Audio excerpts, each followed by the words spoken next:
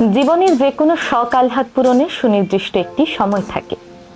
বয়স পেরিয়ে গেলে শখটা হয়তো পূরণ হয় ঠিকই, তবে সেই তৃপ্তিটা আর পাওয়া যায় না।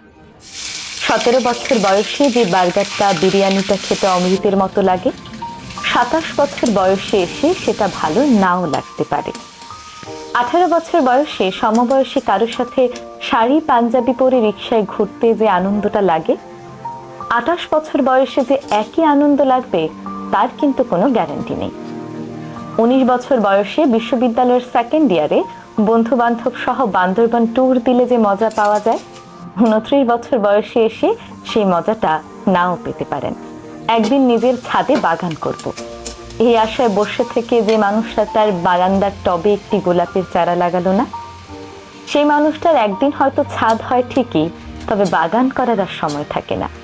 একদিন অনেক বড় চাকুরি করে বাবা মাকে দামি দামি শাড়ি পাঞ্জাবি উপহার দেব, এই কথাটা ভাবা ছেলে বা মেয়েটি হয়তো একদিন বড় চাকরি পায় ঠিকই, তবে ততদিনে বাবা মা হয়তো